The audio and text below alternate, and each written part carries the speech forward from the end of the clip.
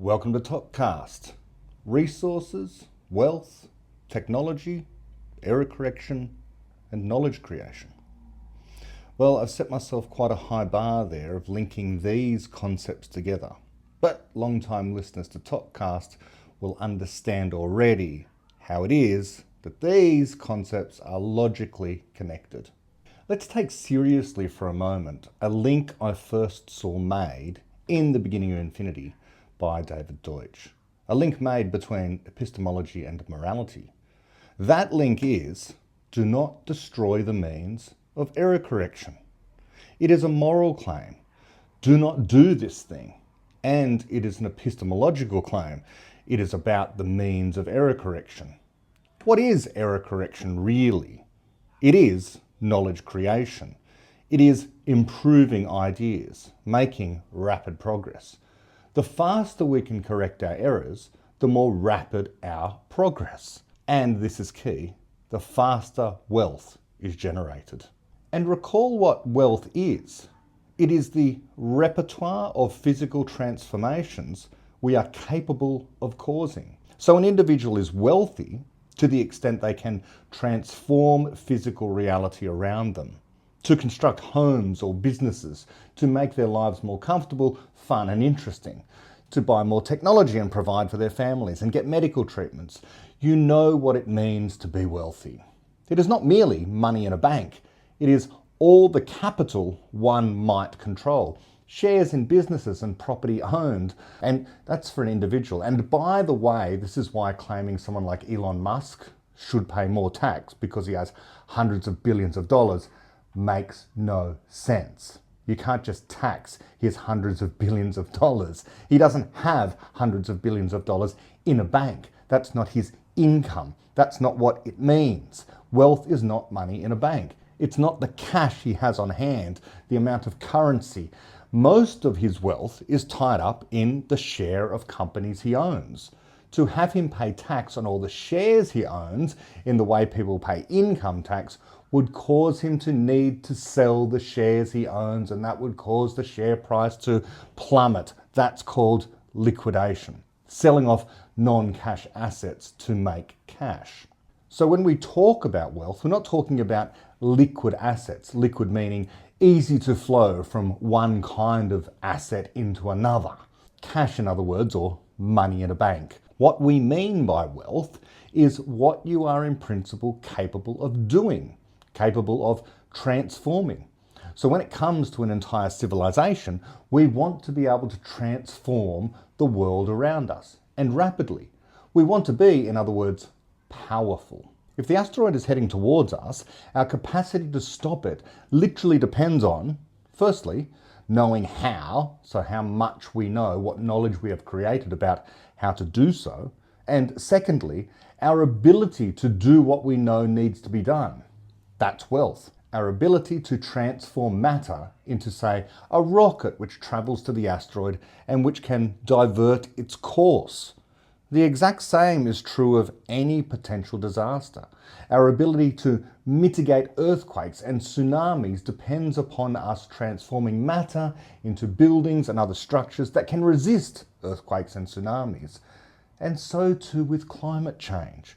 We need to be as wealthy as possible to mitigate the effects of climate change and to do so rapidly. We cannot avoid climate change, we can only deal with it. Because if we completely stopped anthropomorphic climate change, man-made climate change, we would not stop climate change. Climate change happens anyway. It happens because the climate changes. It always has and always will unless we do something about it. But we do not know how to simply stop it. We cannot stop volcanoes erupting or the sun varying its output. Nor could we stop the shift of the Earth's orbit or its axis tilt. These things we have no clue how to stop. So the climate will change in the same way it has gradually changed due to those things since the Earth itself formed. When there was no oxygen and lots of carbon dioxide, then a proliferation of photosynthesis once early plant life appeared, and then high heat and carbon dioxide during the time of the dinosaurs, and well, just constant climate change long before people ever got here. And now that we are here, we have to deal with climate change and earthquakes, tsunamis, storms, floods, other natural disasters, asteroids, solar flares, virus outbreaks, all of the natural disasters that come with simply existing in this universe on this planet. And to deal with it all, we need wealth, the set of things we know how to do in principle and have the physical capability to achieve in practice. So I think I've made the case for rapid wealth creation in general. But here I want to focus in particular on climate change. Given it happens, and regardless of how it happens, it doesn't matter. We'll come to that. The fact is, it's happening. Sea levels are rising in some places, but even if they're not, we know, for example, that there are such things as tidal surges. Those happen in places I know well, like Queensland, Australia, in a place like Hervey Bay. Tidal surges there, or storm surges as they're sometimes called, are sea level rises, but on a very rapid timescale due to, well, no surprise, a storm. So what do they do about such a thing to protect homes or entire cities? They build a wall, a seawall, and it protects against the literal ocean inundating human structures or anything in need of protection. All of New Orleans in the United States has a huge wall to protect it against exactly this.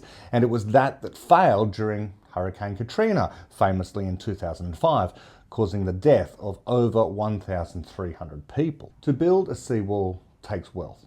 So if the seawalls can work, and they can work, Hurricane Katrina was a Category 5 hurricane, the most dangerous type, and the seawall wasn't sufficiently maintained. But if it was built better, the disaster would not have been so bad, killing so many people due to flooding. So in principle, it could have worked, and in practice, it has worked at other times. And seawalls work around the world, and they can of course work over much longer timescales to mitigate sea level rises due to melting ice caps. And we might also want to mitigate against stronger storms. It's true that if the atmosphere heats up and the oceans heat up, then there is more energy for storms. So we need more wealth to strengthen our buildings against hurricanes, typhoons, cyclones, and tornadoes, and floods. To build this stuff takes energy, and energy costs money. And to have ever more wealth, we need to build things as cheaply as we can so that they're effective, not at some exorbitant cost. Hence, we need fossil fuels. I said this in a live stream as much recently, but I'm going to repeat it here. Fossil fuels provide about 80% of global energy. Most of the rest comes from nuclear and hydroelectricity. 3% comes from solar and wind, and those things are manufactured using fossil fuels. And of course, where those things, solar and wind, are used, they of course need to be supplemented by fossil fuels because the sun doesn't always shine and the wind does not always blow. Now, I'm interested here in progress. I am focused on Talkcast about knowledge creation. This is why it is partly happy coincidence and partly by design I emphasize the KC here in some of my branding. KC, knowledge creation. It's the Theory of Knowledge Creation podcast. It's about knowledge creation. It always has been. That's what I focus on. The physics of it, the morality of it, the possibility of it. And here and now, what can fuel it? Literally fuel it. Because to create knowledge fast these days, we want two things. One, more people who know more and can create more. People are literally knowledge creators. And two, technology, which leverages knowledge creation and the capacity of people to transform the world. We want more compute, as people say. We want supercomputers. We want general computers to allow people to create all sorts of things and to model things to allow us to make legitimate predictions where we can and just do what we want better, faster, more efficiently and more cheaply. We want not only computers but transportation. We want cheap deliveries, cheap airline flights, cheap and long distance car travel and trucks and buses and so on it goes. In principle, one day, sure, batteries might be able to do all this, but not now. And solar can't do it and wind cannot do it even in principle. And we'll get to why, as I'll explain later. We have, as I've said before, something approaching an energy crisis in Australia. But then, so do many countries. This isn't hyperbole to say that pensioners, especially older people, the most vulnerable in our society, struggle to meet their energy costs, their electricity, gas and heating bills. Now, many countries do. France does, Great Britain does. But why? Why are people literally dying of either the heat or the cold in both of those countries that I call out by name, France and Great Britain? Why are the energy costs so high there? Why should electricity costs in general in the West be so much higher than certain other places? I mean, let's just do a comparison. Here we go. The highest costs in the world are, well, look at that, Ireland and Italy, Belgium and the United Kingdom, Germany, Denmark, Netherlands, France and Australia. There we are, inside the top 10. But why? Why should this be the case? Ireland, the home of peat, famously, which could in theory be used to generate electricity, but it's not. Those other countries there, why so high? Why the United Kingdom? The United Kingdom has lots of coal. They're not mining it. They're not mining it.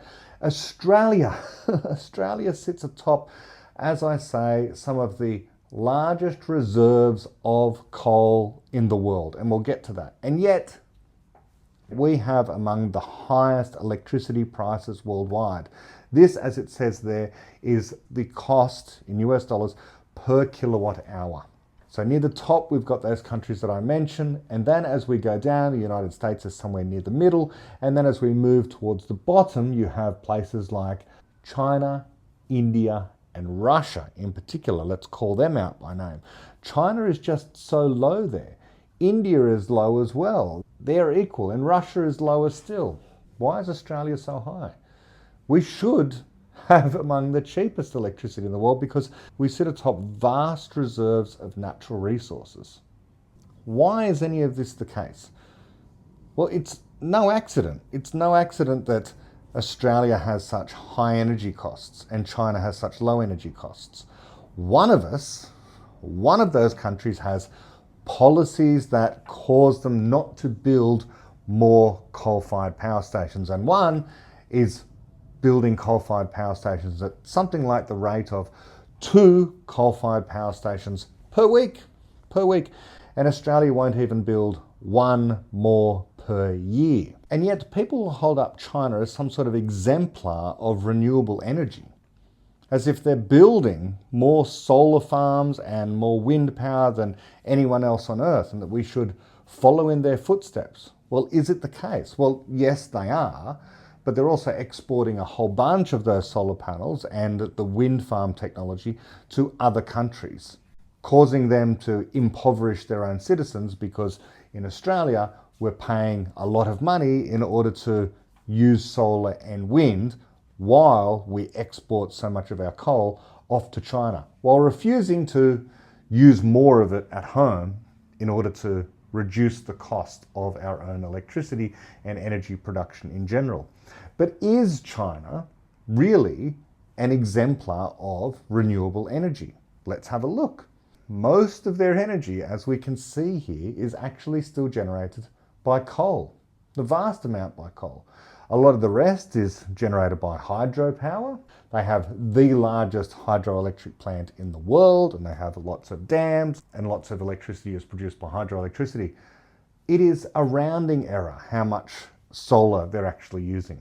Yeah, sure, they're building more and more solar farms, but it is impossible. It is impossible for them to replace what they produce in terms of electricity by coal by replacing it with solar and wind. You can see it here. It's impossible. They have among the cheapest electricity in the world because they keep on building more and more coal-fired power plants. And coal is the cheapest form of energy that exists if you want to make lots and lots of electricity by boiling water, turning it into steam and spinning a turbine in order to generate electricity.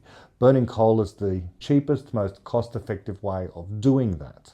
The fact that Australia has among the most expensive electricity in the world is particularly perverse, as I like to say. Take a look at this table. This is very instructive. This tells us that Australia is third in the world in terms of coal reserves. We are willing to export it all over the world, but we keep precious little of it to ourselves. We refuse to burn more of it by building more coal-fired power stations in an attempt to save the planet. But while China doesn't have any compunction about building more and more coal-fired power stations and burning more and more coal, contributing to global warming by adding more carbon dioxide into the planet, we think that we can do something about climate change by being some sort of example to the rest of the world by virtue signalling. Virtue signalling by being able to say, look, we're not building any more coal-fired power stations. But it does absolutely nothing to prevent climate change. We're told by our governments and we're told by intellectual class and by academics and by media that we're actually achieving something by not building any more coal-fired power stations. All we're doing is impoverishing our own businesses, impoverishing in particular our citizens, because we won't build any more coal-fired power stations. But we have among the highest reserves of coal on the planet. But I've also explained this before elsewhere. The fact that we're number 3 is also questionable. It could be that we're actually even higher than this. These are known reserves of coal, also called proven reserves of coal. The known reserves rest upon, well, what has been explored by our exploration geophysicists. And we don't have that many exploration geophysicists in Australia in comparison to the United States. We're roughly the same area as the United States. The United States is a little bit bigger. But what is known to be beneath the surface of our country depends upon whether or not it's been explored. And how do you explore what's beneath the surface? Well, you need geophysical techniques in order to probe what's beneath the surface, in the same way that a radiologist will take an X-ray and be able to probe what's inside your body. The US has been scanned, so to speak, by the geophysicists over and again to find lots and lots of coal. So they have lots of proven reserves. Unlike Australia, where only small parts of the continent of Australia, the country of Australia, the nation of Australia, where we are in fact the only country on earth that's also a continent. So we're vast and we're of extremely low density, unlike the United States. So therefore we are highly unexplored when it comes to what's beneath our surface. I once trained as a geophysicist. I never actually practiced geophysics at all, but I went to university for a while. I thought I might have wanted to go into the resource sector because it was burgeoning at the time in Australia. It kind of is again now, but for a while there was a downturn. And that happened just after I sort of began studying geophysics. Anyway, that's beside the point. I wanted to do exploration geophysics. There's all sorts of other kinds of geophysics. In particular, there's environmental geophysics. They look at things like groundwater, for example, and whether or not it might get polluted. There's academic geophysicists, theoretical geophysicists who look at the entire Earth, the whole Earth, and they use things like earthquakes to determine what the structure of the whole Earth is. That's why we know, for example, that the inner core of the Earth is solid, the outer core of the Earth is liquid metal. That's the thing that causes the magnetic field of the Earth. And then you have the mantle, and then you have the crust. And the reason why we know all this is because of the academic whole Earth geophysicists. So they're kind of theoretical. They also develop the techniques that the more applied geophysicists happen to use. So exploration geophysicists that work for resource companies and oil and gas companies, for example, in order to find the stuff that is beneath the surface without actually digging, because digging costs a lot of money. And so what you do is you can use something akin to an earthquake. The reason why you use an earthquake to determine what's inside the Earth is because, well, there's earthquake waves, and as they pass through the Earth, you can use seismometers to detect the refraction and reflection of the earthquake waves to figure out what is going on inside the Earth, what the structure of the Earth is as the shock waves pass through the Earth.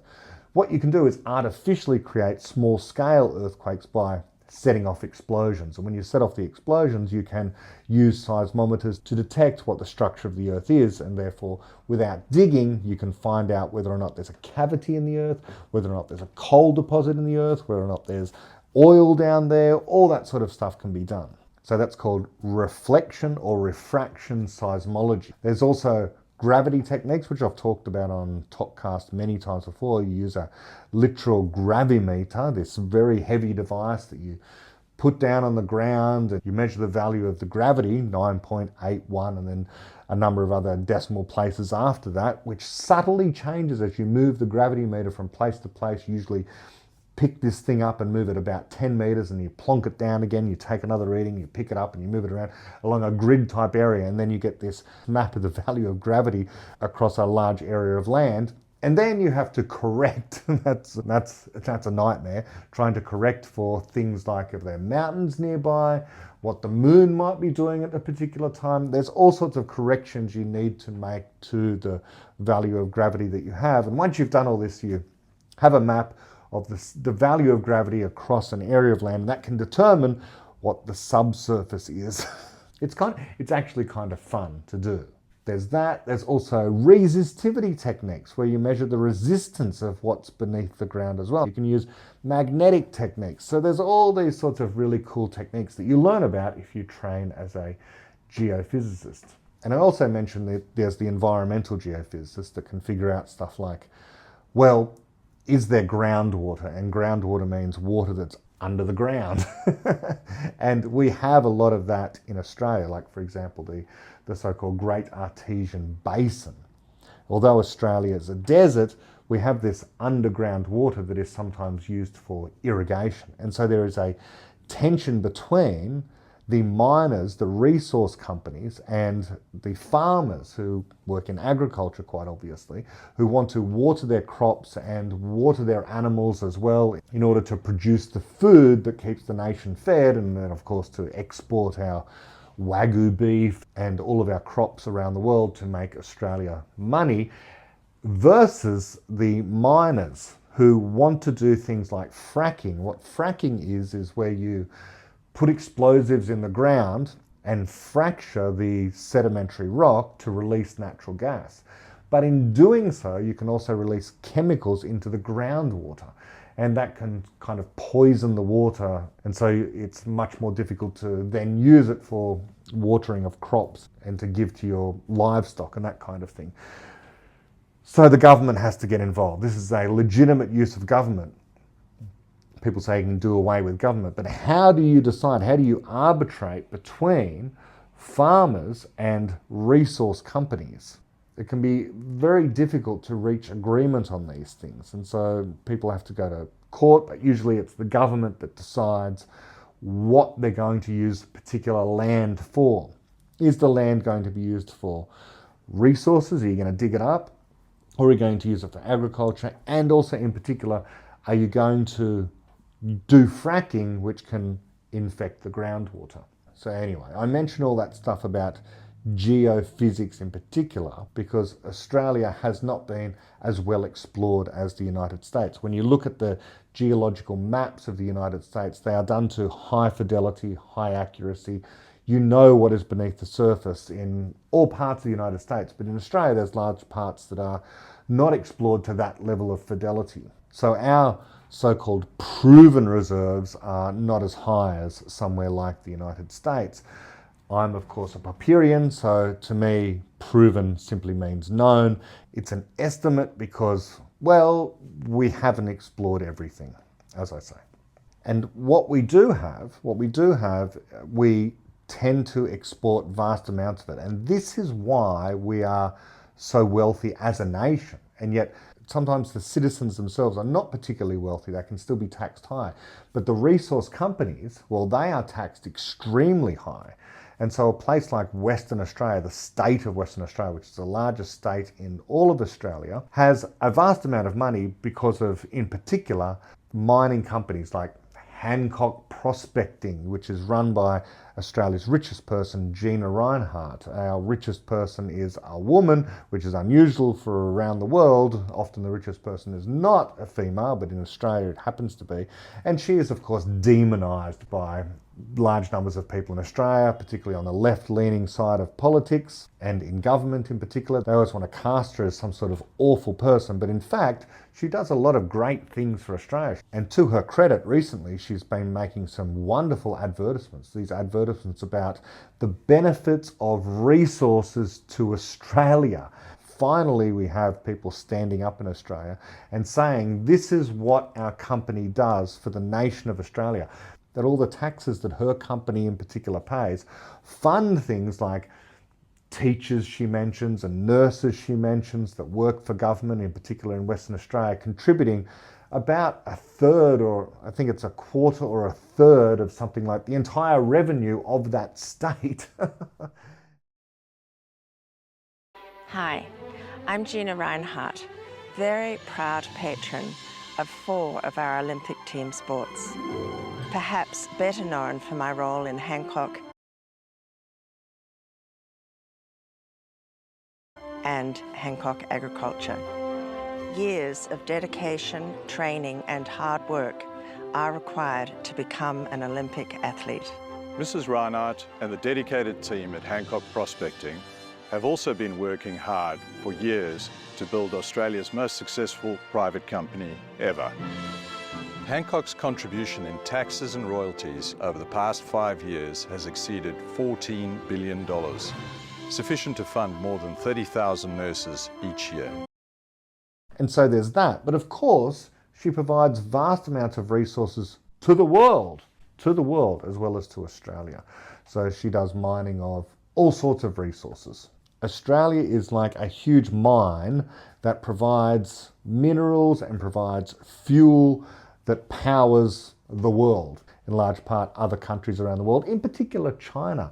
And that's what is sometimes perverse. We do export lots of our uranium and lots of our coal to parts of Europe, but in particular to China. And it's kind of perverse because we're fueling our strategic enemy, China, and even our economic enemy to some extent. They punish us with things like tariffs. They punish us sometimes by stopping imports of our beef. Okay, so they stop us exporting beef to them now and again if we upset them in some way, or wine. They just punish our companies, and they did that recently. And so it's not like the government of China is particularly friendly, and yet we will still send them lots and lots of coal while refusing to use it ourselves. So it's bizarre. We kind of impoverish ourselves while enriching China and then allowing them to do all these nasty things to us, like threaten our national security and threaten our own allies. Places like Taiwan, where they send their Coast Guard in and have little mini battles between their Coast Guard and the Taiwanese Coast Guard, despite our protestations and the protesting of the United States. So anyway, it just seems perverse to any onlooker, someone like me, who sees what's going on with China and also sees this bizarre thing we have about sending lots and lots of cheap energy to China so that their people have lots and lots of cheap energy. Well, good on them to a large extent, but our energy costs are extremely low because although we're sitting right on top of all the coal that we're sending off to China, we pay a vast amount for electricity when we could be paying next to nothing. Now, why wouldn't we use coal? Well, obviously it's political, which is due to the environmental concerns, the anti-human concerns about valuing the environment over people. And so we choose to use instead, unlike China, things like coal and wind. We're prioritizing those, refusing to build more coal-fired power stations, despite the fact that by any metric, more energy is going to come from coal and other fossil fuels, not to mention, of course, uranium. And it's very telling that the people who are presumably very interested in protecting the environment and preventing climate change also happen to be against uranium. So they're not really all about trying to reduce CO2, because if that was their primary concern, then of course what they would be doing is trying to build nuclear reactors, because they produce almost no carbon dioxide. There's a bit generated in the mining of the uranium, the refining of the ore, the pitch blende ore, and of course the construction of the nuclear reactors themselves. But they're not interested in doing that. They want solar and wind. But even then, the real hardcore environmentalists, of course, aren't even about solar and wind. They don't like the mining of the minerals that solar and wind power actually requires. Now, if you want to compare different kinds of fuels for generating electricity, or just different kinds of ways in which to generate electricity, one standard way of doing this is to look at the energy density of fuels. And so we can talk about the energy density of things like, for example, coal. And coal has an energy density of something like 26 to 33 megajoules per kilogram. So 26 million joules every kilogram, something like that. That's for coal. Something like plain old wood, if you were to burn wood, is significantly less than that, about 18 megajoules per kilogram. Then you move to something like natural gas, and it's like 54 megajoules per kilogram. Gasoline, 46 megajoules per kilogram, which is roughly the same as something like diesel or even jet fuel. They're all about the same. So we're talking about, of the order of 40, 50 megajoules per kilogram.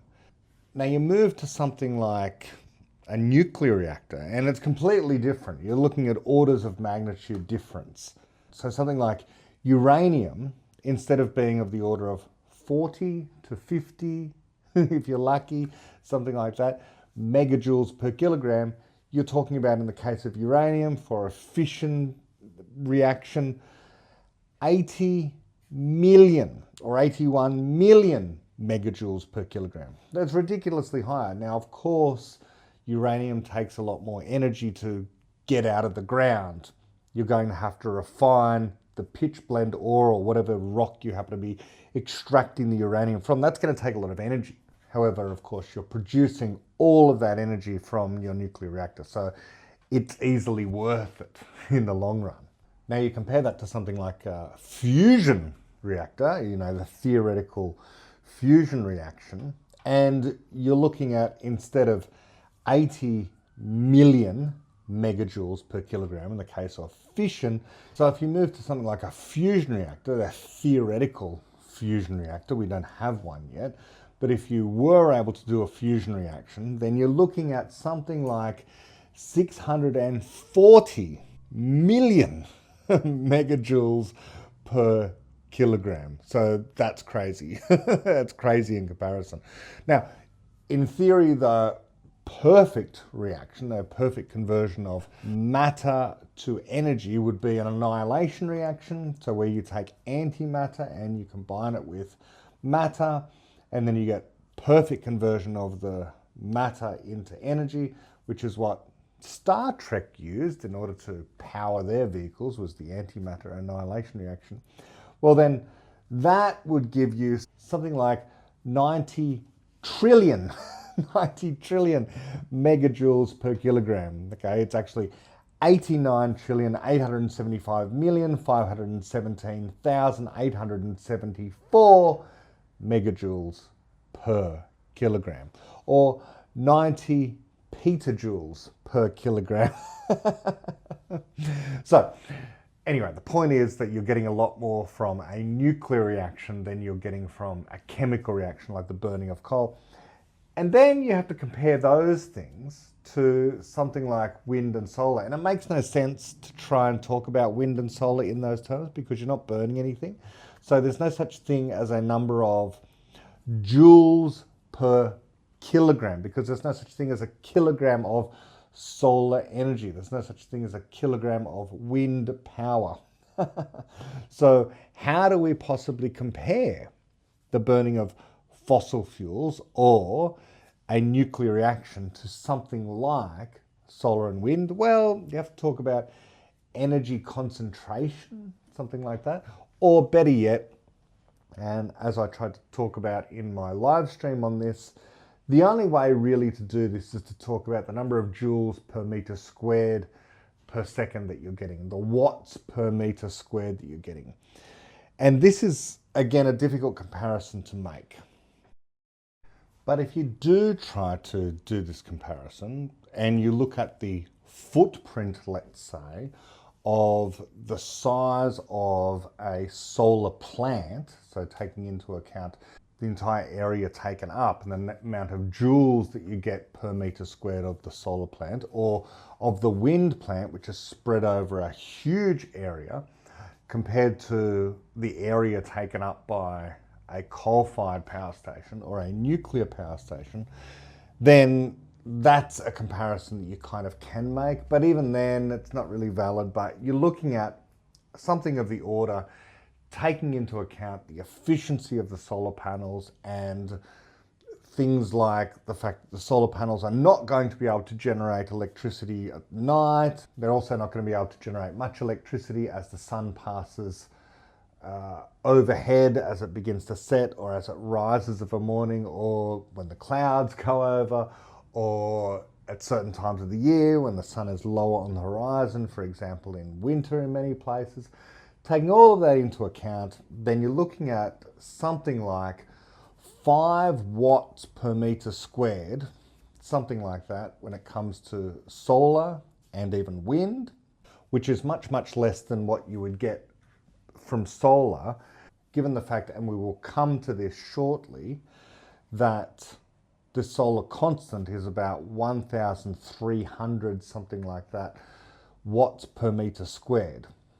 That's the amount of energy that is coming from the sun, which is fixed, but we'll talk about why that changes. But anyway, for a solar plant, you're only getting about 5 watts per meter squared, taking into account all of those constraints that I talked about before, as compared to about 300 watts per meter squared, something like that, for the coal-fired power station, and a bit more than that for the nuclear. That's the only way you can sort of do these comparisons, is the number of watts per meter squared. But it's a difficult comparison to make. I talk about this in more detail in my live stream. Just a little supplementary here so that we've got some idea of the calculations that I used in order to come up with these numbers. Originally, I was going to just ask ChatGPT what the approximate energy density comparisons between fossil fuels and renewables happen to be, knowing that it's not a straightforward thing. This is the kind of thing that is done in high schools these days, calculating energy densities and comparing different energy sources. So I know how to do this, but I thought, hey, I'm lazy, I'll get ChatGPT to do it. But no matter what way I phrased the question, it always ended up producing some ridiculous answer where solar and wind produced more energy per unit area than coal did, or uranium, and it made no sense. And it wasn't until I dug into the calculations that I figured what it seemed to be doing, especially in the case of, let's say, solar, was looking at an individual panel and presuming at peak time an individual panel would be putting out, you know, anything up to like 300 watts per meter squared of energy. But that, of course, is under ideal conditions, which is not a fair comparison. What we want is an approximate average output of the entire power station. And the entire power station has a certain footprint, it takes up a certain amount of area. So by constructing this question, eventually, after many trials, I came up with something more sensible. So here's the question. Taking into account the size, area, plant, all of the surrounding land taken up by the solar plant, and comparing this in a similar way to wind, and accounting for night time and the average output over 24 hours of a solar panel, compare the energy density per square metre of solar plants, wind plants, coal-fired plants and nuclear plants. And now we get something more straightforward. Now, I'm not going to go through the calculations for you. You can see them, they're up there on your screen. Let's just skip to the summary, which is a solar power plant, you're going to get about 5 watts per metre squared, as I say. Wind is even less, 0.87 watts per metre squared. But of course, this is unfair because obviously a wind power plant has vast areas where nothing is being done. It's just often ocean or land between one wind farm and the next. But if that land could otherwise be used for something else, agriculture, let's say, mining, let's say, tourism, let's say, there's a whole bunch of competing interests that people have, then is it economically viable? Does it make rational sense in economic terms to build these things? And you compare that, 5 watts per metre squared, 0.87 watts per metre squared, to a coal-fired power station, which has got a very small footprint. You fit the entire turbine and the burner and the cooling towers and all that sort of stuff, and the car parks, presumably, into an area such that you get 300 watts per metre squared out of that coal-fired power plant. And nuclear, 417 watts per metre squared. In other words, for a tiny little area, a dot on a map, you are getting vast amounts of energy rather than having what many people consider an environmentally destroying technology to cut down habitats that could otherwise be used for a refuge for animals, if that's what you happen to care about, that kind of thing. And again, I've got nothing against solar panels, particularly in Australia. Large parts I've already mentioned here are a desert, ideal for having lots and lots of solar panels. But of course, then you have certain other people saying that they can't put them there. And you've also got transmission line issues. They cost money, and the longer the transmission lines, if you're going to put them in places where the sun is often always shining, is going to lower the amount of energy that you get at the user, given at the point of production it might be high, but you're losing heat as it passes through the resistance of the wires. So there we go. I think that's an interesting comparison of energy densities of renewables versus fossil fuels and nuclear. So as I've already said time and time again so far in this particular podcast, the reason why we have among the highest electricity costs in the world is because we refuse to build more coal-fired power stations, even when our demand outstrips supply. Supply that is artificially being reduced or constrained by political will. We need more coal-fired power stations, but we refuse to build them. So the costs go up as we literally run out of electricity, especially in summer when the air conditioning uses go up. So our only solution to this appears to be, on the left side of politics, is to insist on using more and more solar and wind, even though they've not been built yet. The solar plants and the wind farms, so-called wind factories, whatever you want to call them, the wind plants, haven't actually been built yet, but we're going to double down on building more and more of these things, even though the supply isn't there. On the conservative side of politics, the only solution appears to be that they're offering now is not to build more coal-fired power stations, as I've argued so far here, but it's to build nuclear. Now, I've got nothing against nuclear, and I can come back to that soon. But the point is, even that's going to take 10 years or something like that, the experts are saying. If you're really, really optimistic, maybe it's going to be 5 years, but you can build a coal-fired power station in a couple of years, something like that. And you could build one every single year, and it's not going to cost you that much. As I say, those most animated about climate change are also against nuclear. This indicates it's not really about the environment, as I've already said, or global warming, or concerned over CO2. It's just anti-technology, anti-progress, anti-human posturing. They, the people who are all against fossil fuels, just find the idea of human flourishing disgusting. But ignoring all this for now, Australia should build nuclear plants, and they should start doing that immediately. But the lead time, as I've said, is something like 10 years. So in the meantime, they should be building coal-fired power stations. Build coal for the pensioners and just to help our economy and to help make us all more wealthy. But no, they're not going to do that. They're going to impoverish our own country for environmental reasons like climate change. And that's going to make zero difference overall to climate change. The fact that we here in Australia don't build any more coal-fired power stations, because as I say, and as the statistics show, and you can easily look this up, just Google it, as people say, you can find the fact that China builds 2 new coal-fired power stations every single week. 2 every week. And we will not even build 1 more per year. China are responsible for 95% of new coal power production. So what is going on in the world? It's not a conspiracy, it's simply fact. The West is impoverishing itself while China is enriching themselves, making themselves more powerful both economically and militarily. The military needs to be powered by the cheapest, most efficient kinds of energy. China doesn't care about climate change. They might pretend to, but that is also a strategy they have. It's a military and political strategy that they have to pretend to the world they care about climate change by acting as if they're building more and more renewable stuff and telling the rest of the world, you should build more renewable stuff. And then to sell us, lots and lots of solar panels.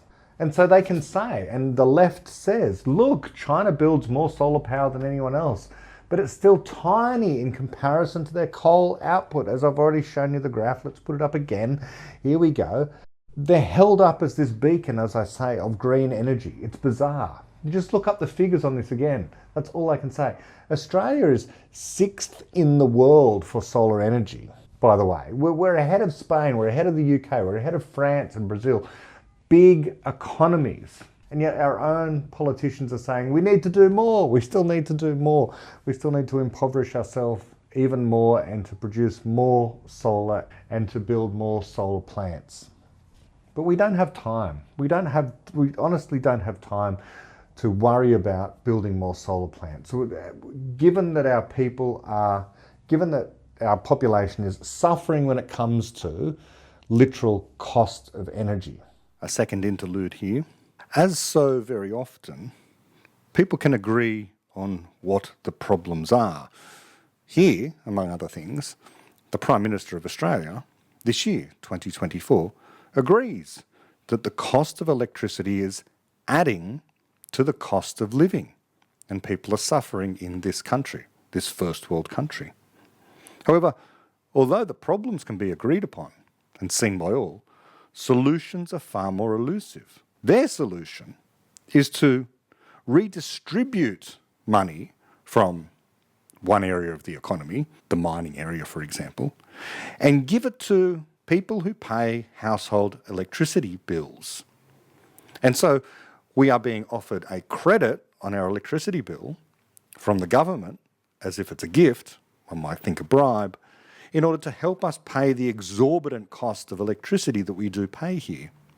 And this is only being done over the course of a couple of years, and every single quarter your electricity bill is reduced by a tiny amount. And so this appears as if it is a gift from the government. Of course, government has no money. Government has to tax the money from somewhere, so it's just taking tax that you've already paid in many cases and giving it back, not directly to you, but to the power companies who then add it onto your bill as a deduction in your bill. This is their solution, adding in multiple middlemen to the entire scheme of things, rather than, as I keep saying, building more coal-fired power stations, which would deliver cheap energy into the grid, lowering the cost of electricity across the board, and without contributing barely anything, rounding errors essentially, to the global warming problem, because China is already building 2 coal-fired power stations every single week. So here Anthony Albanese, our Prime Minister in 2024, is helping with the cost of living. He recognises the problem, but suggesting that the best way to do this is via economic redistribution. And so therefore, adding a grant to your power bill, all couched in the terms of, as they like to say, sustainable economic growth. Sustainable economic growth, right there. Now, of course, what do we mean by sustainable economic growth? Well, growth that doesn't happen too fast. They're not interested in growth. They don't like growth. It's a dirty word. Things getting better too quickly, bigger too quickly, the footprint of industrialization happening too fast, it's all seen as a terrible evil. And so it says here, specifically within the context of sustainable economic growth, this budget that they have provides a tax cut for every Australian taxpayer and new help with energy bills. The new help with energy bills means the tax that you do pay is going to be given back to you in part on your energy bill. Why not just reduce the tax even more rather than handing it back to you via your energy bill? Because then it appears as if it is a gift from the government. So who doesn't want to vote for a government who's giving you money off your electricity bills? You don't tend to notice the money that disappears from your paycheck. People don't mind that. People don't notice that if they are just paying their income tax as a matter of course, as their employer takes the tax out, which is what happens for the overwhelming majority of employees. They never notice the tax anyway disappearing from their account. But it certainly is every single week, month or fortnight whenever people normally get paid. Uranium could solve part of this, but we also don't have time for that. Green power is not going to help because of energy density, as I've already been through. As I say, I used to teach this stuff. The students understood it. On the one hand, well, they were young people, and so given they were young people, they tended towards social causes and environmental causes. And they were getting that from all their other teachers. And I wasn't a good enough teacher to sway them on many of these issues towards more common sense ideas, except I could use Yaron Brook, and in particular pulling on their heartstrings with a video like this. Let me show you this one. We'll see if I don't get a copyright strike for this. You sit here in Europe in your cushy middle class chairs. I'm serious about this. And you want to judge the African, or let's take the Chinese, because that's why, you know, in Apple, or the Indonesian so-called sweatshop or whatever. And you want to tell me that $2 a day is not a dramatic improvement in their life? It is. And there's no way for them to get to the point to be as rich as you are unless they go through that phase. And if you deny them the ability to make $2 a day, by charging by insisting the companies pay $4, and therefore they withdraw completely from the market. Because you know what? I'm not paying $600 for this. I'll pay $300. And if I stop buying this, who suffers? That Chinese kid who's right now making whatever, $3 a day or whatever, right? And his alternative is to go back to the farm. And you know what they did in the farms? 40 years ago, when the Chinese were all producing agriculture, they were dying of starvation. 40 to 60 million Chinese died of starvation under Mao. Suddenly, you've given them opportunity to actually attain middle classhood, to learn a skill, to have a profession, to make money, to make themselves into something. And by the way, the Chinese never complain about how much they're being paid. You guys complain. We complain in the West because, yes, to our middle class comfy lives, that seems ridiculous. But that's because you've never lived in real poverty. Nobody in England has lived in real poverty the way the Chinese and the Africans and the Indonesians live. When you go to a place, and it's interesting, because take Korea. Korea is an interesting case study, right? You've got North Korea and South Korea. 50, 60, 70 years ago, South Korea was as poor as North Korea. They were both dirt poor. And then South Korea instituted some economic freedom. And it made it possible for people to go and work for $1 a day, for $2 a day. And they developed skills, and they increased their productivity. And they started building more stuff. And capital came in and increased their productivity even more. And suddenly, and you go to Seoul today, and they're as rich as you are. But in 70 years they did, or 60 years, they did what you've done in hundreds of years. How did they do it? Because of the ability to slowly ratchet up. Now, if you demand that they skip and get to your standard of living like that, then they will stay poor forever. And that's what you're condemning them to.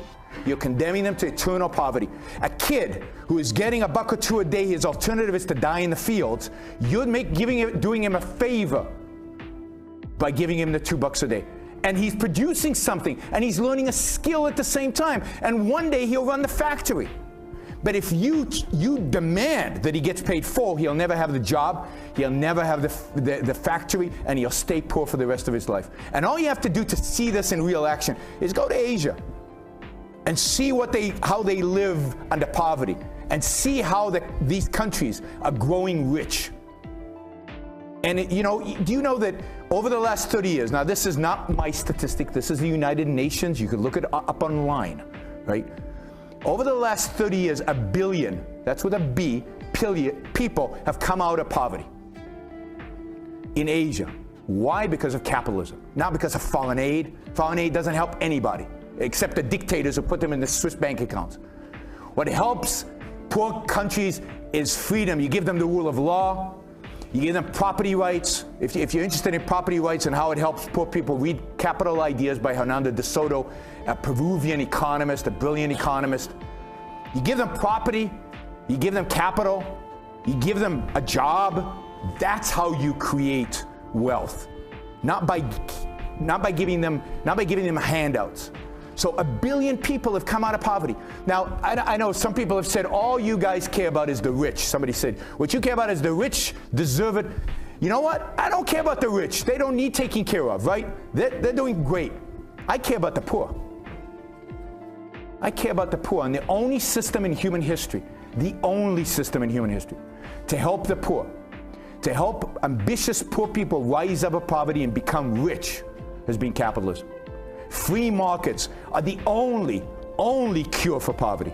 The only way in which you become rich so you don't have to have poor people is through capitalism. That's how this country became rich. That's how America became rich. That's how Hong Kong became rich. That's how South Korea became rich. There's no other way to do it. When we tried socialism, we get poverty.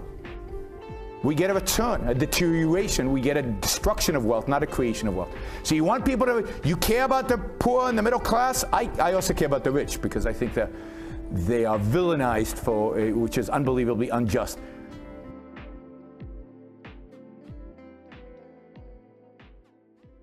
Now that's a fantastic video, and I encourage you to watch the entire thing. That did tend to sway them. Sway is the important word. Not completely convince them. They bent a little bit. Sometimes they'd get angry when confronted with, you know, something like the work of Yaron on some of this, and they'd get angry when I talked about the importance of fossil fuels and that kind of thing, because they were heavily indoctrinated into environmentalism and social causes, socialism, by other teachers. And so me, as the one lone teacher that was giving them something different, something counter ideology, I seemed like a dogmatist in comparison. Yet it's understandable that young people are confused about this and resistant to the idea of fossil fuels being a solution to many of our problems with wealth and helping people that are struggling with things like electricity prices and just poverty in general, bringing wealth to poor nations and even wealth to people in the West who are struggling to sort of make ends meet, so to speak. People think that solar can do more than what it possibly can. We saw this recently, and I'll play the clip here if I possibly can, of Elon Musk explaining to Joe Rogan how solar cars work. This is a layperson in Joe Rogan trying to understand what an expert in this area, Elon Musk, is trying to tell him. Joe didn't get it. Sometimes the students struggled with this, but my physics students, they tend to understand it. I happen to think that Elon Musk botches the explanation here. Let's hear what he has to say. How far away are we, if it's ever going to happen at all, from having a vehicle that can operate entirely on solar? Well, you've got a surface area thing. It's about a kilowatt per square meter, normal to the sun, roughly. It really depends on what kind of mileage. You can't, you don't have enough surface area to keep the car going just from the car surface area. But if you had like something that folded out, you could make it self-sustaining. Something that folded out, so like you could park it and then leave it on. Yeah, you'd have to like unfold like the Starlink satellites do, where you unfold the solar panels. You just need more surface area. Is there any potential for an advancement in technology that would make a smaller area much better at conducting sun? Nothing? No, it's a kilowatt per square meter. That's what you're going to get when the sun, if you're normal to the sun, so at 90 degrees to the sun. And there's nothing that could accelerate that, or no? That's just literally the solar energy. That's just it. So it's not that he gets anything technically wrong there, but he doesn't emphasize the key point. And the key point is that above the atmosphere, you get 1,360 watts per meter squared from the sun. So for every single meter squared, That's how much energy per second you're getting from the sun. 1,300 joules every single second per meter squared. That's what you're getting. It's simply fixed by the luminosity of the sun. The sun has a certain brightness, a certain amount of power it's putting out in all directions, and by the time you get to 150 million kilometers away, which is where the Earth happens to be, that's how many watts per meter squared you're getting. Now, the Earth doesn't have a perfectly circular orbit. Sometimes it's slightly further away, sometimes it's closer. It's further away during June, it's closer during January, and so that number does fluctuate. It's on average 1,361, but it goes as high as 1,412 watts per meter squared and as low as about 1,321. But again, all of that is above the atmosphere of the Earth. That's what you're getting. Now, below the atmosphere of the Earth, down on the ground, it's much less than that, because the atmosphere of the Earth is very good at absorbing lots of the energy. That's why we happen to put telescopes in space, because you don't get much infrared penetrating the atmosphere of the Earth. It tends to get absorbed by water vapor that's in the air and by carbon dioxide that happens to be in the air, that kind of thing. So therefore we have infrared telescopes that are high up on mountains, or indeed in space, so that we can collect some of that energy that is getting absorbed by the atmosphere. And so therefore, if you're interested in collecting energy from the sun with solar panels, let's say, then you're not getting all of the energy that's coming from the sun. And so on a cloudless day, under optimal conditions, the best you can hope for is not 1,300 watts per meter squared, but the best you can hope for, the absolute best you can hope for at noon on a cloudless day is 1,025 watts per meter squared. Or if you even have slightly wispy clouds, cirrus clouds, then you're getting about 550 watts per meter squared. You've gone all the way down to 550 watts per meter squared. For thicker clouds, then the energy goes even lower than that still. And of course, you've got the issue of what happens when the sun begins to set and the sun is rising, not to say at night time and all that sort of stuff. So these are under optimal conditions. So as the students understood, but what Joe is failing to understand when Elon's talking to him there, is that the energy density of solar energy simply isn't great enough. It can be used to charge batteries, let's say, over the course of many hours, but most don't have time for that. If you're driving a truck, or you're driving an Uber, or just your car for getting around, then it's not going to work. There just isn't enough surface area. There's not enough watts per meter squared. There's not enough meters squared of your car. There's not enough area of your car to collect the energy in order to power the car. That's just not the way any of this works. And yet Joe in his mind was thinking, and you can tell as Elon's telling him, that he thinks that the limiting factor of what's going on here is the technology. That if only you could make a solar panel better, then you'd be able to collect yet more energy. But there's a fixed amount of energy. That's the whole point. And that fixed amount of energy is about 1,000 watts per meter squared, something like that. Way too small an amount of energy to power something like a car and to do what you want. There are solar cars that get around, and they look like this. There's the World Solar Challenge that happens to go on in Australia, and my old alma mater that I often reference here on Talkcast, people would get sick of me, the University of New South Wales.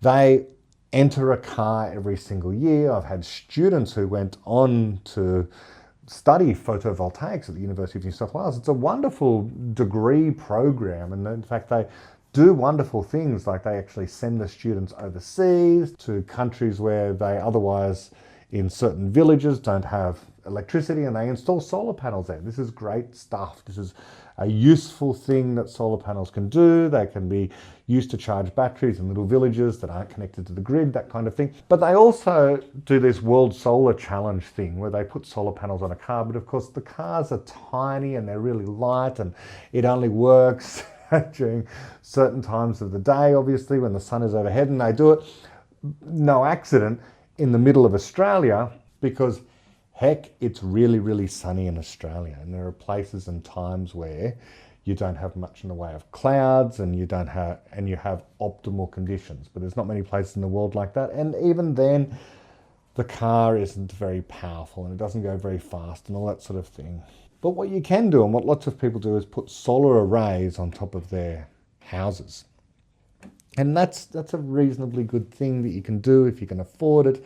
In Australia, lots of people do have solar, but the only reason lots of people have solar is because the government pays for the solar arrays on top of their roofs. But the solar array, the solar panels, they cost many thousands of dollars, and it might take many, many years for the solar panels to pay themselves off.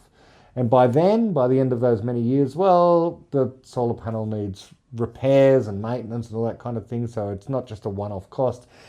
And eventually the solar panels do need to be replaced. Ultimately, they do have a lifetime, they have a finite lifetime. But the government in Australia offers anything up to 7,000 Australian dollars. That's brilliant if you happen to own a home. They give you 7,000, up to 7,000 Australian dollars, which is what, something like 4,000 US dollars, something like that, which is brilliant if you happen to own a home. And in fact, that will tend to cover the entire cost of a small solar array. And if you're a pensioner, you can get your solar array essentially for free. Well, not for free, it's taxpayer funded. And in general, I don't begrudge, especially old age pensioners, for example, who've paid taxes their entire life, getting some of that money back. But let's just admit what's going on. The government is paying for these things using tax money, and so often the tax money is coming from other people who have jobs and in fact might not even own homes. All that kind of stuff is going on. Okay, so I've gone on long enough about solar, I think. The only reason that solar is a big issue in a place like Australia is because the left side of politics and the Greens are pushing it. But the Greens, we have to admit, are less about being pro-environment and more these days about being anti-civilization, anti-the West. They're basically pro-Hamas and anti-Israel, they're anti-technology, and even the people that are just centre-left are basically on board with lots and lots of the green policies. Even some of the Conservatives ape their policies as well, especially in places like the UK.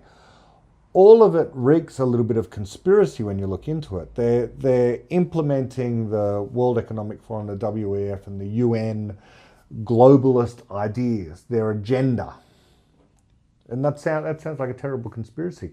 But the truth is these people do want to control what everyone else does. And why? Well, who knows? Get people like Klaus Schwab and the other people in the World Economic Forum. And, well, they're Germans. They come from that continental European philosophical tradition. They want control.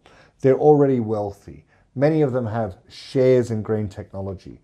And it's they who accuse Elon Musk of conspiracy, but they're the ones who are involved in a conspiracy. But Elon Musk, of course, can't win. One minute he's accused of being kind of pro-Palestine, and then, someone like Ben Shapiro takes him to Israel and he's accused of being pro-Israel, and so he's accused of being involved in a conspiracy in either direction. The man cannot win. And in truth, anyone who espouses something that is against the environmental consensus has difficulty winning. They're accused of being involved in climate denial. They're accused of being shills for something like the fossil fuel industry, that kind of thing. Accused of being paid, it's all these sort of conspiratorial things. The fact is that the people who are on the side of the environmentalists, many of them come from what you might say, especially young people, come from a good place. They want to save the planet because they honestly think the world is ending. But they have been indoctrinated by people who hold honestly anti-human views. There exist in this world anti-human memes. We have to admit this. And they are a flavour of, in many cases, anti-rational memes. They hold themselves immune from criticism and they disable the capacity of people to actually criticise those particular ideas, because as soon as anyone tries to criticise these ideas, others will accuse them of being terrible people, immoral people, uncaring about the environment, uncaring about other people, uncaring about poverty-stricken people, when in fact it's quite the opposite.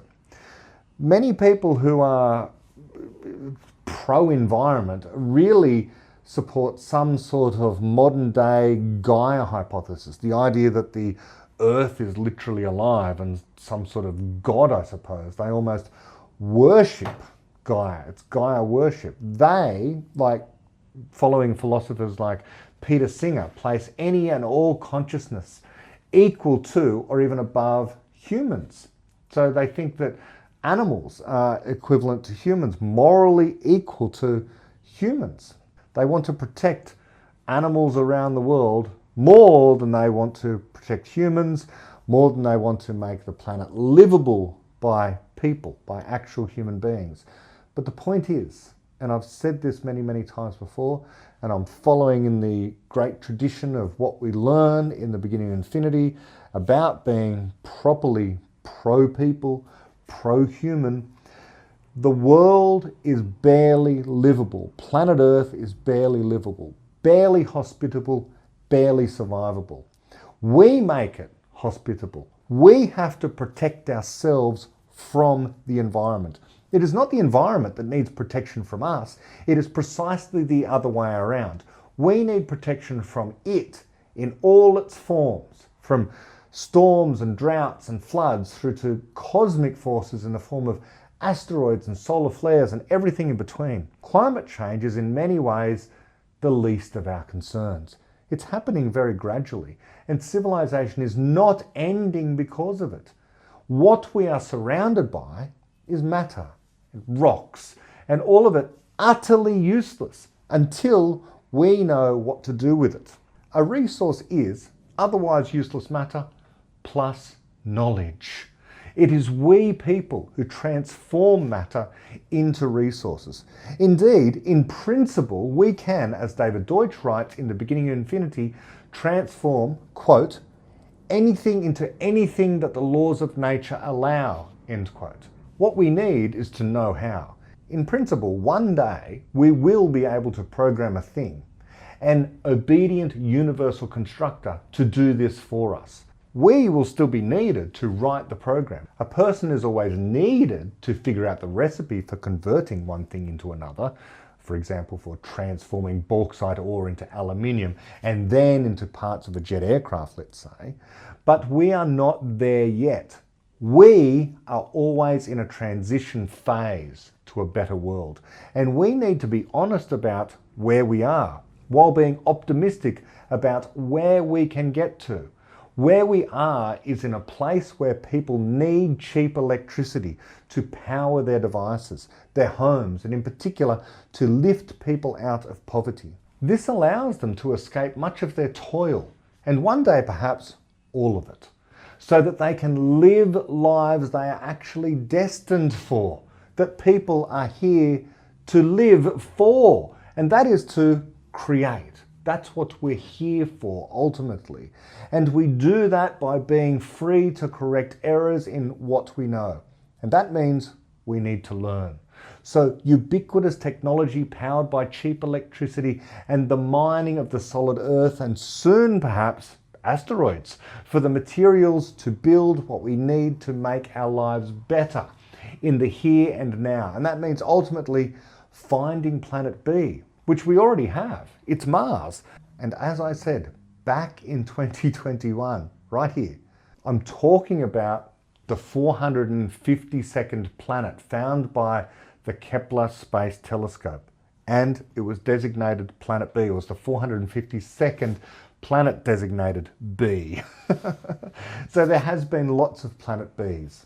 Even though the catch cry, the mantra of the Extinction Rebellion people and the environmentalists is constantly, there is no Planet B. There's lots of Planet Bs. The Earth is a first step. We need to start treating it that way and exploit what we have while we're here to make it livable and hospitable and even comfortable. Certainly, we should want to make it safer than it is, and that takes fossil fuels.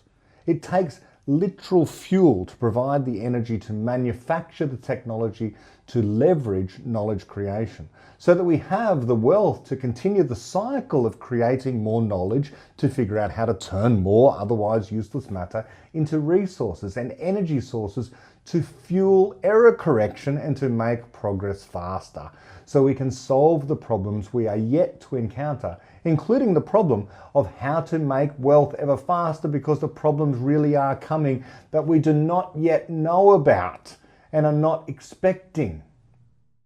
Interlude number 3. And I'm including this because 2 news items of note happened during the course of my putting this particular podcast together. The first was this announcement. To bring down the prices of all goods, we will end the Biden-Harris war on American energy, and we will drill, baby, drill. We're going to start that day one. That announcement was based upon something that I originally thought the governor of Alaska, during a vice presidential debate, had once said famously. That was Sarah Palin, who was quoting, in fact, someone else, another Republican National Convention member, Maryland Lieutenant Governor Michael Steele. He was the one who first used the drill baby drill idea, which, taken more broadly, is a call for using more fossil fuels. Whatever else you think of Trump, this is a good idea. This will reduce energy costs. This will not contribute to the downfall of civilization. There is nothing wrong with reducing the cost of energy around the world. Again, energy is the thing that fuels everything else, including knowledge production. That was the first thing. The other thing of note, news item of note, local to Australia, was that one of our other richest people happens to be Andrew Twiggy Forrest.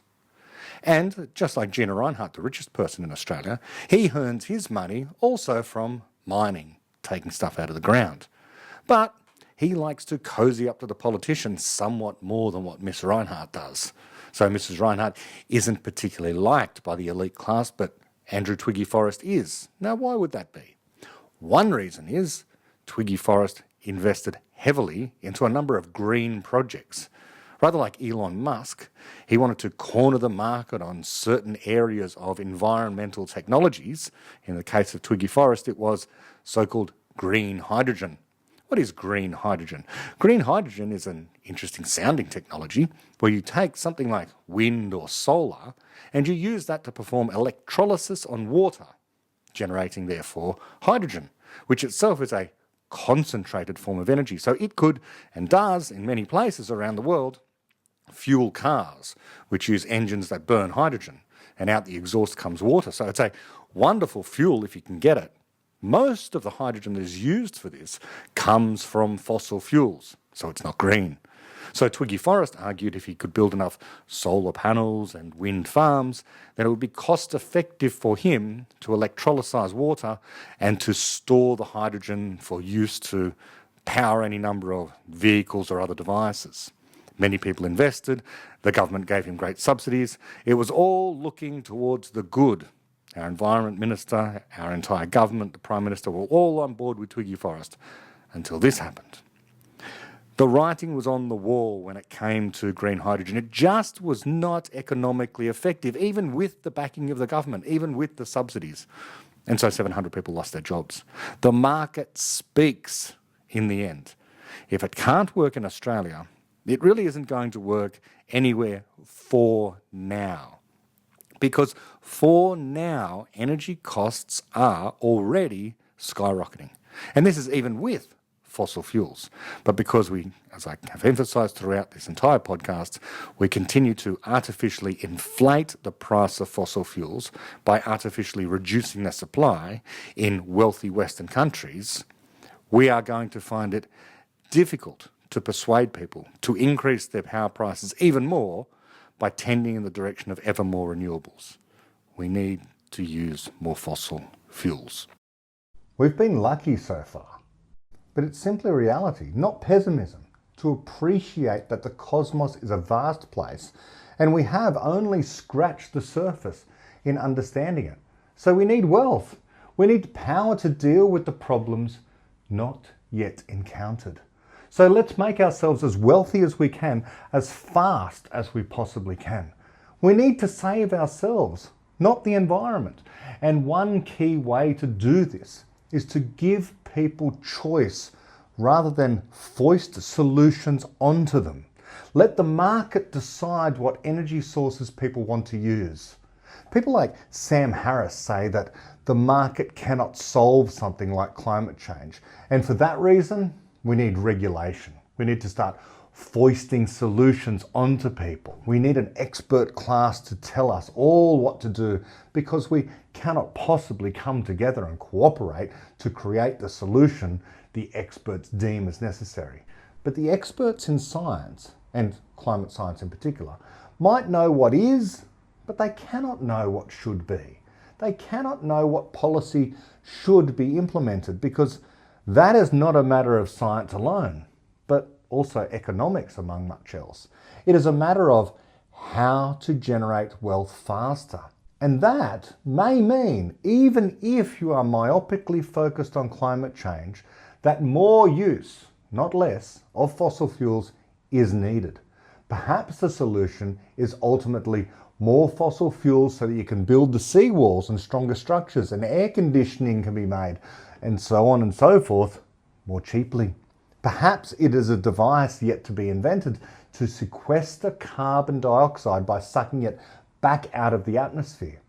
Perhaps it is fossil fuels, as I have argued, powering all of South America, Africa, Asia, and elsewhere, so that those places can have ubiquitous cheap energy, so the children of today become teenagers and adults of tomorrow who discover the solution to climate change, if that's what you're interested in. What I'm interested in is those people, yes, surely, but also people more broadly, including people in the West, and the spreading of Enlightenment values via a digital age and the knowledge economy everywhere, so that everyone has the opportunity to be creative and solve the problems, whatever they are, climate change and otherwise. This is urgent, not because climate change is urgent, but because knowledge production in general is urgent, because we need knowledge to even notice problems we are yet to encounter. We need to recognize as soon as possible problems before they overtake us, before we have a chance to notice them. The analogy is to a fast-moving asteroid, perhaps a fragment of a distant supernova heading towards us at near light speed. These are real possibilities, but what about what they represent metaphorically as well? To detect the problem in time so we can begin working on a solution, and that takes knowledge. Knowledge takes energy. Energy needs to be paid for, and that takes wealth. The more expensive the energy, the less wealth there is, and the slower knowledge creation, and the slower problem detection. It could be lethally slow. Remember this chart of the costs of electricity. We could have all the energy costs equal to or less than that of China if we too built more coal-fired power stations. So let's stop hamstringing ourselves. Let's stop the Gaia worship. Or if some must have their pantheistic beliefs, their animistic beliefs, let them. But let the rest of us choose. It's an easy solution. Let the market decide. Stop regulating energy production. Let companies build power stations and let users decide on that basis what they want to do. If I want to purchase power from a coal-fired power plant or a solar panel, it's all connected to the same grid, so a simple calculation can be made. When the demand for solar goes up, easy, build more. And if people want more coal, build more of those. And people will pay accordingly based upon how much it costs to produce the power. Some prioritize progress and fast error correction and wealth creation and lifting people out of poverty. Some prioritize the planet and the environment. Let them have their beliefs, as I say. Have their beliefs that renewables are better for the planet, and, as they argue, that they're cheaper in the long run. They can test that theory for themselves. Let the rest of us test our theories as well. It's easy to do. That's what the market is for. On the world stage, China, India and Russia are enriching themselves while we impoverish ourselves when it comes to energy. We strengthen them while we weaken ourselves. It makes absolutely zero sense. Russia and China in particular are our strategic enemies and even our economic enemies, as I've said before. It would be wonderful if this were not the case, but trading with mass murderers like the regimes in China and Russia, they absolutely are mass murderers, is itself a great moral failing on our part. We in Australia do not need to try enriching ourselves so much by relying so heavily on trade with China if we simply allowed ourselves to use the very resources that we ship to them. We can sell to the USA, to India and Europe without compromising ourselves and our values. It makes zero sense, as I've said, to, for example, ship coal to China for them to burn while we refuse to use more of it here. And as for shipping uranium around the world while we refuse to build nuclear reactors, that is face-palming behaviour. These are not difficult questions. How to increase wealth and how to create the conditions under which knowledge grows faster. How to exploit our resources we are sitting atop of. Again, these are not difficult questions. We just need the courage to give the answers that are right under our noses.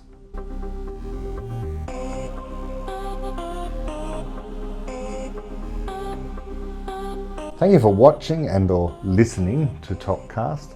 If you'd like to support this ongoing endeavour to spread optimism and in particular the work of Karl Popper and David Deutsch, then please you can do so financially by following the links on my website here at www.bretthall.org. Until next time, bye bye.